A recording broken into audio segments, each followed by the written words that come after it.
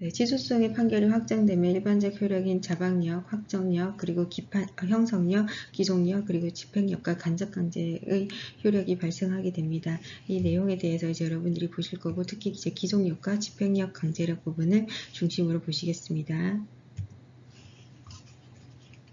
네, 판결의 효력 중에서 이제 판결 이외에 취소소송을 종료하는 방법도 여러분들이 이제 간단히 보시겠습니다. 판결의 효력 총 5가지 여러분들이 꼭 기억해 주셨으면 좋겠습니다. 첫 번째 불가변력, 그 다음에 불가쟁력, 그리고 기판력, 형성력, 기속력인데요. 자, 이 중에서 불가변력과 불가쟁력 구분하시겠습니다. 자, 불가변력은 행정 판결이 일단 확정되면 법원 자신도 이를 취소 변경할 수 없는 기속을 받게 됩니다. 판결의 자방력 그리고 불가변력이라고 합니다. 주로 이제 선고법원과 관련돼서 선고법원도 이에 구속되어 판결을 취소 또는 변경을 할 수 없다라는 내용입니다. 자, 그 다음에 불가쟁력은 보시면요. 형식적 확정력입니다. 불가쟁력은 당사자가 상소를 포기하는 경우, 모든 신급을 거친 경우, 혹은 상소 제기 기간이 경과되어 판결에 불복하는 자가 더 이상 판결을 할 수 없게 되는 경우입니다. 자, 이러한 경우에는 이러한 불가항력이 발생하기 때문에 법원의 판결에 불복할 수 없게 됩니다. 이거는 상대방에 대한 효력에 해당합니다. 자, 앞서 보신 이거는 선고법원에 관한 효력이라면 이번에는 소송에 참가한 상대방에 대한 효력이라고 보시면 되겠습니다.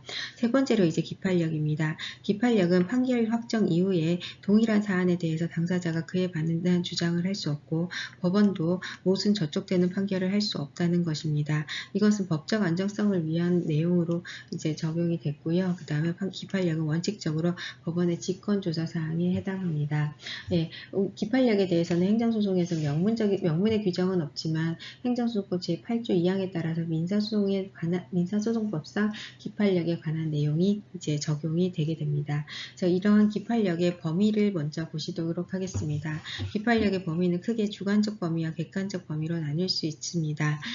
주관적 범위는 당해 소송의 당사자 및 당사자와 동일시할 수 있는 승계인에게만 미치고 제3자에게는 기판력이 미치지 않는다는 것에 않는다는 것을 의미합니다. 따라서 참가인, 승계인까지는 미치고요. 보조 참가인인 보조 참가인과 국가인 및 공공단체에게도 미치지만 제3자에게는 미치지 않습니다. 기판력의 주관적 범위가 무제한 넓어진다면 제3자의 재판 청구권을 침해할 우려가 있기 때문에 제3자의 소송을 할 권리를 인정해주기 위해서 기판력의 범위를 제한하고 있는 것으로 이해할 수 있습니다.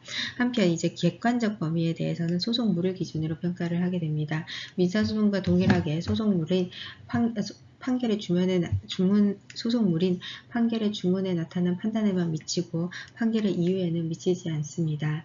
즉 판결 이유 중에서 적시된 구체적인 위법 사유에 관한 판단에 대해서는 기판력이 미치지 않습니다. 자, 그리고 취소소송의 소송물을 위법성 일반성이라고 보는 다수결과 판례에 따르면 취소소송의 기판력의 인용 판결은 당해 처분이 위법하다는 점에 미치고 기각 판결의 경우에는 당해 처분이 적법하다는 점에 미칩니다. 따라서 어떠한 처분에 대해서 청구 기각의 확정 판결이 있는 경우에는 당사자는 호소해서 그 처분의 위법성을 주장할 수 없다는 게 우리 다수결과 판례의 입장입니다. 자, 그 다음에 전소와 후소의 소송물이 다른 경우에 원칙적으로 후소에는 소송물이 달라지기 때문에 기판력이 미치지 않고요. 다만 전소와 후소가 소송물이 다르더라도 성결적 법률관계가 된 경우에는 후소의 영향이 미친다라는 겁니다. 즉 법률관계의 성격을 봐서 두 관계가 성결적인 성격을 갖는 경우에는 예외적으로 소송물에 대한 기판력의 영향력이 미친다라는 라고 보시면 되겠습니다. 자, 인용과 기각 판결 아까 잠시 설명드렸는데 인용과 기각 판결 모두의 소송에 효력이 미친다는 거 여러분들이 기억하시면 되겠습니다. 예를 들어서 과세처분 취소소송에서 기각 판결은 과세처분 무효 확인 소송에서도 미친다라는 겁니다.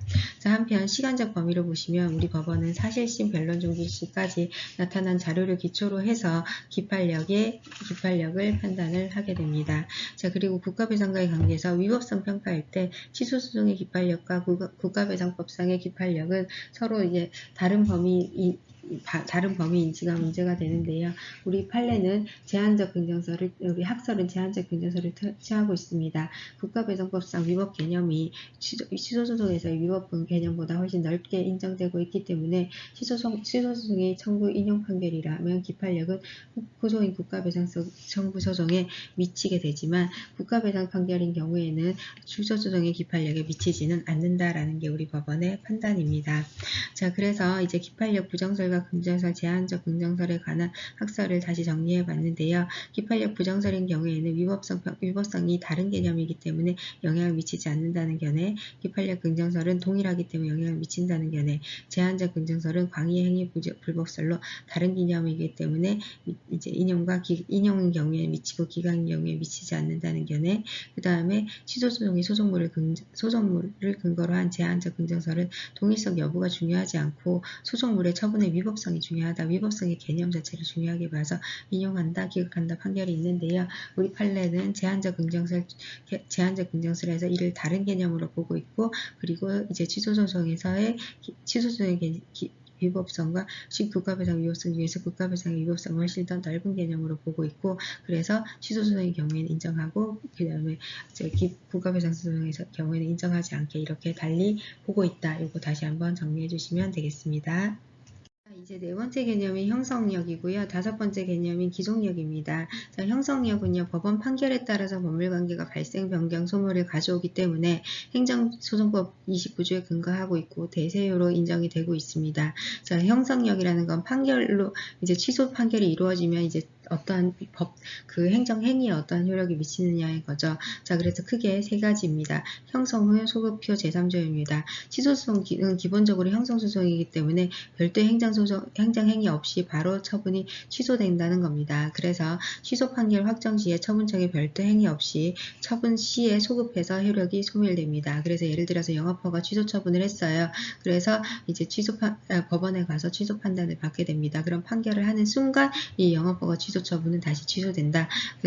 그리고 처분시로 소급하여 취소된다. 이렇게 보시면 되겠습니다. 자, 소급표도 나오죠. 취소 판결 시에 처분은 처분시로 소급해야 소멸합니다. 그리고 이후 경정처분을 한다면 존재하지 않는 처분의 경정이기 때문에 그 처분 자체가 무효가 되게 되는 거죠. 행정청이 경정처분을 할 필요가 없다는 거죠. 자, 그 다음 제3자효는 제3자에게도 효력이 미칩니다. 제3자의 소송 청구나 재심 청구에도 영향을 미치게 됩니다. 자, 이러한 취소소송의 이 형성력의 범위는 모든 일반인에게 미치는 절대적 형성력설이 다수설에 해당합니다. 한편 형성력의 원형 문제에 대해서는 적극적으로 취소 판결의 효력을 부인 또는 대항할 수 없는 효력만 인정한다는 상대적 효력설과 처분 시에 소급해서 적극적으로 원형 향수할 수 있는 효력으로서 제3자에게도 영향을 미치는 절대적 효력설이 있습니다. 자, 이러한 효력 형성력에 의한 법률관계가 형성되기도 하는데요. 원칙적으로는 취소된 처분을 전제로 한 처분 또는 법률관계도 당연히 효력을 상실합니다.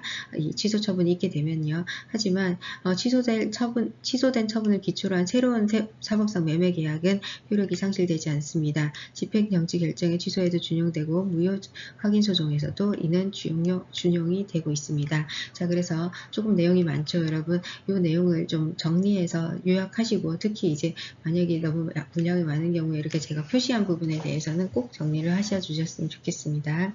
자, 그 다음에 이제 기속력 부분입니다. 자, 기속력은요, 형성력 이렇게 봤고요. 그 다음에 기속력은 행정청이나 관계행정청을 부속하는 효력으로서 실효성을 확보하기 위한 것으로 인용 판결의 경우에만 당연히 인정이 되고 기각 판결은 당연히 기속력이 인정되지 않습니다. 자, 이러한 기속력의 성질은 기판력설과 특수효력설이 있는데 그 중에서 이 내용을 중심으로 보시겠습니다. 첫 번째 반복금지효입니다. 한번 판단이 이루어지면 동일 사안이나 동일 당사자에게 동일 내용의 처분을 행정청이 더 이상 할 수 없습니다. 이에 위반하는 경우에는 무효로 볼 수 있습니다.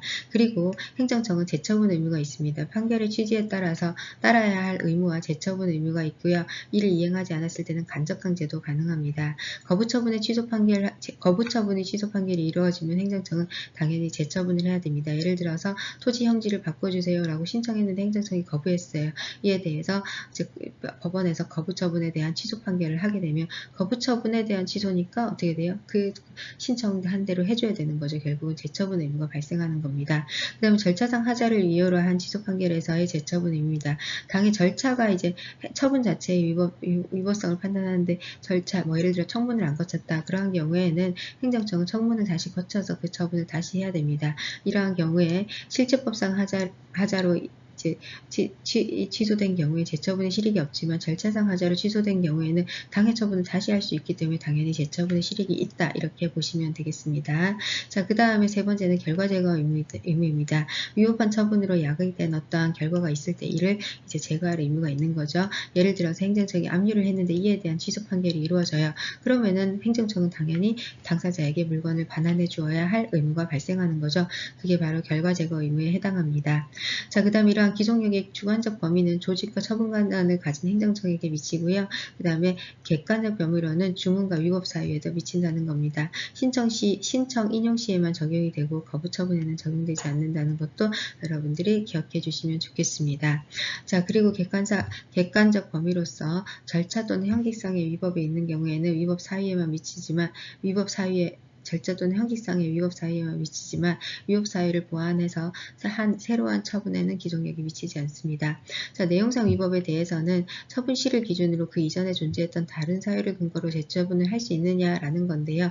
판결 지문 및 이유에서 판단된 위법 사유와 기본적 사실관계의 동일성이 있는 경우에만 기속력이 발생한다라고 해서 법원에서 이렇게 특정한 요건을 두어서 기속력의 내용적 기속력을 인정을 하고 있습니다. 시간적으로는 처분 시를 기준으로 하고 있습니다. 처분 시의 사유로 동일한 처분을 할 수 없고요. 처분 이후의 사유로 다만 처분 이후에 새롭게 발생한 사유로 재처분은 할 수가 있습니다. 자, 그래서 여러분들이 이 내용도 상당히 많은데요. 이 중에서 특히 이제 기속력의 효력, 반복 금지와 재처분 금지 그리고 결과 제거 의무지에 관한 내용도 한번 봐주시면 좋겠습니다.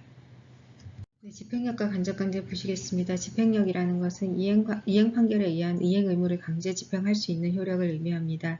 이것은 이행 판결에서만 적용이 됩니다. 당연한 것은 형성 판결에는 적용이 안 되겠죠. 형성 판결이 이루어지면 그 취소 처분으로 인하여 처분 자체가 바로 취소되기 때문에 소급해서 취소되는 효력이 발생하는 것이기 때문에 형성 판결에는 행정청의 이행 의무 자체가 발생하지 않게 됩니다. 간접강제를 보시면요. 먼저 행정청이 거부 처분 취소 판결 또는 부작위법 확정 판결을 하는데 그 판결이 확정된 경우에도 처분을 하지 아니하는 경우에 법원이 행정청에게 이를 이행하도록 강제하는 즉 일정한 배상을 명하는 제도로 볼 수 있습니다. 자, 이러한 간접강제는 행정소송법 제34조의 규정을 두고 있고 이 규정은 부작위 위법 확인 소송에도 준용을 하고 있습니다. 이러한 간접강제의 요건은 크게 두 가지입니다. 첫 번째 판결이 있어야 되고요. 두 번째는 행정청이 이를 이행하지 않아야 됩니다. 자, 그래서 간접강제는 거부처분 취소 판결이 확정된 후 상당한 기간 내에 행정청이 재처분 의무를 이행하지 않은 경우에 허용됩니다. 한편 이와 관련해서 판례는 행정청이 재처분을 하였더라도 그 처분이 판결의 기속내역에 위반되어 당연 무효인 경우라면 아무런 재처분을 하지 아니한 때와 결국 동일하다라고 해서 간접강제를 할 수 있다라고 알고 있습니다. 즉 다시 말하자면 재처분을 했지만 판결대로 하지 않고 다른 처분을 한 경우에는 이 경우에도 간접강제를 할 수 있다라는 게 우리 법원의 판례에 해당합니다. 자, 그 다음 절차는 당사자가 간접강제를 신청하고 법원이 상당한 기간을 정해서 이행 명령을 하게 됩니다. 미이행했을 때는 손해배상을 명할 수 있고요. 그리고 신청인은 이제 나중에 미이행 시 집행문을 부여받아서 배상금을 추진할 수도 있습니다. 만약에 법원이 이제 배상 신청, 간접강제 신청했는데 인용 또는 기각 판결을 하게 되는데 이에 대해서 당사자가 이제 반발을 할 때는 이제 불복을 할 때는 즉시 항고를 할 수도 있습니다. 이러한 배상금이죠. 간접강제로 인한 배상금은 심리적 강제 수단이기 때문에 제재 또는 손해배상 수단에 해당하지 않는다는 게 우리 법원의 입장입니다. 소송의 종료 보시겠습니다. 소송을 종료하는 방법은 크게 두 가지인데요. 판결을 통해서 종료하는 방법, 그리고 판결 외의 방법으로 종료하는 방법입니다. 판결을 통한 종료는 상소나 상고를 거쳐서 이제 거치게 되고요. 그 다음에 항고와 재항고, 재심, 헌법소원을 통해서 이제 헌법소원이라는 별도의 불복 절차들을 모두 거치고 이제 판결이 확정되는 경우를 말합니다. 자, 상고, 그 다음에 재심, 그리고 헌법소원에 대한 거 여러분들이 모두 잘 아실 테니까 간략히 보시겠습니다. 자, 상고인 경우에는 행정법원에서 고등법원으로 가고 그리고 대법원에서 판단을 하게 되는 거죠. 자, 심리불속행이란 상고 이유에 관한 주장이 심리불속행 사유에 해당하지 않는 경우에는 심리를 기각하는 내용으로 규정이 되어 있습니다. 자, 그 다음 재심은요, 확정된 종급 판결에 재심 사유가 있어서 재심사를 구할 수 있는 경우가 인정이 되는데 주로 이제 제3자에 의한 재심 청구가 인정이 됩니다. 경업자나 경원자 소송에서 주로 나오죠. 그래서 이웃 주민이 이제 영업 허가에 대한 연탄공장 영업 허가에 대한 취소 소송을 제기했는데 이로 인하여 영업 허가가 취소되고 나면 연탄공장에서 이제 이에 대한 재심을 청구할 수 있겠죠. 자, 그래서 원고는 취소 판결의 주문으로 직접 자기의 법률상 이익이 침해되었음을 주장하는 자로서 취소 소송의 당사자 이외의자인 경우에 인정이 되고요. 소송 참가를 못한 경우에만 인정이 됩니다. 소송 참가를 한 경우에는 인정이 되지 않고요. 기간은 30일에서 1년입니다. 자, 그 다음에 행정소송 안날로부터 30일, 이튿날로부터 1년이죠. 그리고 행정판결, 확정판결이 있은 이후에는 처분에 대한 헌법소원을 제기할 수 있습니다. 자, 그 다음에 소위 이제 판결 외의 종료 방법으로서 소위 취소나 포기, 그 다음에 인락, 재판상 화해가 있습니다. 소위 취하는 원고가 스스로 이제 소송의 전부 또는 일부를 철회하는 취지의 의사표시를 일방적으로 하는 것으로서 나타나고요. 포기는 변론 또는 준비 절차에서 원고가 이제 청구가 이유 없음을 자인하는 법원에 대해서 의사표시를 하게 되는 거고요. 인락도 피고가 이제 원고의 소송상 청구가 이유 있음을 자인하는 법원에 대한 일방적인 의사표시를 함으로써 이제 나타납니다. 재판상 화해는 당사자 쌍방이 이제 의사의 합치를 해서 이제 소송을 종료시키는 합의를 하는 경우를 말합니다. 자, 그래서 소송을 종료하는 방법 크게 여러분들이 정리하시면 되겠습니다. 이거 자체가 시험 문제 많이 나온다기보다는 이제 그 유형을 여러분들이 그래도 좀 전체적으로 소송의 흐름을 알고 있어야 되기 때문에 정리를 해두시기 바랍니다. 네, 이제 취소 소송이 끝나고 그 밖의 소송으로 들어가도록 하겠습니다. 무효등 확인 소송은 협의의 소익과 입증 책임에 관한 내용만 간단히 보시면 되겠습니다. 다른 소송들은 대부분 이제 취소 소송을 여러분들이 기본으로 하고 그다음 비교하는 개념으로 보시면 되십니다. 무효등 확인 소송은 행정청의 처분 등의 효력 또는 존재 여부를 확인하는 소송입니다. 유효를 확인하거나 무효를 확인하거나 존재, 부존재, 실효를 확인하는 형태로 이루어지고요. 이러한 무효등 확인 소송은 제목에서 보시다시피 확인 소송입니다. 형성 판결은 당연히 아니겠죠. 무효는 원래부터 무효였기 때문에 그것을 확인하는 것에 불과하다라고 보는 거고요. 이 무효등 확인 소송은 취소 소송의 요건 중에서 재판 관할, 피고 적격, 집행정지, 소위 변경, 직권심리주의, 판결의 효력은 준용이 되지만 다음의 사항은 준용되지 않습니다. 준용되지 않는 거 여러분들이 기억해 주시기 바랍니다. 자, 요거 중요합니다. 자, 행정심판 전체주의. 무효는요, 행정심판 전체주의가 적용되지 않는 경우, 이제 원칙적으로 지금 취소도 사실은 임의적 전체주의지만 대체로 이제 배제하는 규정이 더 많습니다. 그 다음에 제소기간 적용 안 되죠. 예, 왜냐하면 무효인 거는 하자가 중대 명백하기 때문에 일정한 기간만 제소할 수 있다고 본다면 당사자의 이익을 너무 침해할 가능성이 있기 때문입니다. 사정 판결도 무효인 경우는 인정되지 않습니다. 당사자의 주장이 옳음에도 불구하고 기각 판결을 하는 건데 이건 무효인 경우에는 하자가 너무 중대하고 명백한데 이러한 경우까지 인정할 수는 없다고 해서 제소기간과 사정 판결 적용 안 된다는 거 기억해 주시기 바랍니다. 자, 무효등 확인 소송의 제기 요건, 재판 관할은 취소 소송이 준용이 됩니다. 피고 소재 행정법원에 제기를 하고요. 원고는요, 법률상 이익이 있는 자입니다. 요거 취소 소송에서와 동일하게 이루어집니다. 그래서 많은 판례 중에서 이제 무효등 확인 소송이 원고 적격을 다투는 경우에도 취소 소송이 원고 적격 다투는 문제와 동일하게 같은 이제 문제 안에서 출제가 되고 있습니다. 한편 이제 협의의 소익 부분도 이제 무효등 확인 소송에서 주로 논의가 되는 이유는 이제 행정 행위 자체가 원래 하자가 중대명백해서 무효가 된 거잖아요. 자, 그러니까 이거 행정처분 자체가 없는 것으로 볼 수 있는 경우에는 협의 소익이 있는 것이 이제 문제가 되는데요. 여기에서 주로 쟁점은 확인의 이익만으로 별도의 소송을 제기할 수 있는가 보충성의 문제가 됩니다. 이에 대해서 학설은 긍정설과 부정설로 나눌 수 있는데요. 긍정설은 즉시 확정적 이익설, 즉 보충성 적용 부정설입니다. 그래서 보다 효과적인 다른 권리구제 수선, 이행소송 등이 있는 경우에는 무효 등 확인소송을 인정하지 않는다는 거고요. 그래서 다른 소송이 더 이제 적합한 경우에 무효 등 확인소송은 아예 인정되지 않는다라는 거고요. 근데 보충성 부정설은 항고소송이나 행정소송법에 별도의 보충 규정이 없기 때문에 취소수 없고, 그리고 취소소송의 기속력이 준용되고 있어서 판결 실효성을 확보할 수 있기 때문에 다른 소송으로 확인의 이익이 있다 할지라도 무효 등 확인소송을 제기할 수 있다라고 해서 무효 등 확인소송의 보충성 적용을 부인하고 있습니다. 우리 판례는 과거에는 보충성을 적용했는데 최근에는 2008년 전원합의체 판결을 통해서 보충성 요건을 부인을 했습니다. 그 이유는 이제 무효 등 확인소송도 이제 별도의 소유를 구할 이익이 있는 경우에는 이를 다투어야 한다라는 취지로 이제 판단을 했습니다. 판례를 잠깐 보시면요.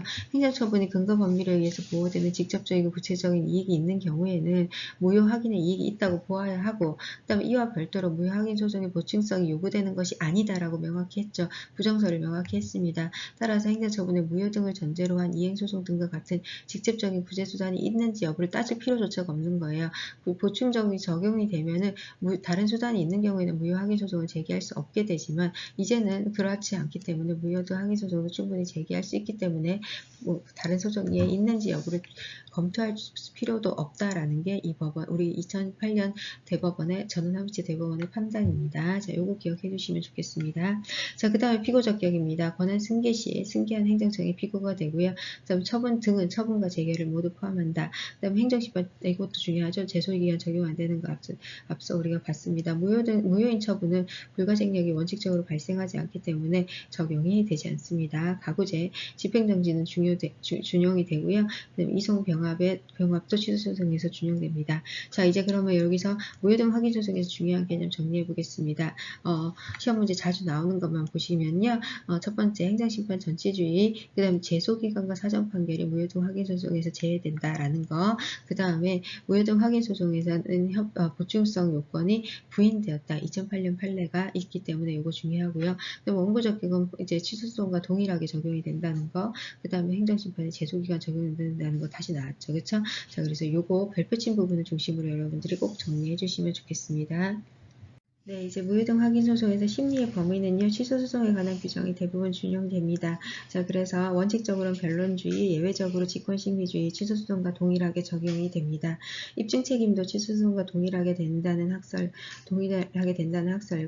그다음에 이제 하자 자체가 중대 명백하에 무효잖아요. 자, 이러한 책임은 원고가 입증해야 된다는 학설로 나뉘는데 우리 판례는 원고 책임서를 입장을 취하고 있습니다. 자, 그 다음에 사정 판결은 원칙적으로 허용이 되지 않습니다. 이것도 중요합니다. 그리고 제3자에게도 효력이 있기 때문에 제3자가 소송을 참가하지 않았을 때 재심 청구를 할 수 있다는 거, 소송을 참가가 인정이 되고 재심 청구도 허용이 된다는 거, 그리고 간접강제는 원칙적으로 인정되지 않는 겁니다. 간접강제를 우리 무효 등 확인 소송에서 준용하고자 하는 규정이 없기 때문이기도 하고요. 간접강제는 당사자의 권리를 침해할 가능성이 있기 때문에 이제 하자가 중대하고 명백한 경우에까지 인정될 수는 없다라는 게 우리 법원의 입장입니다.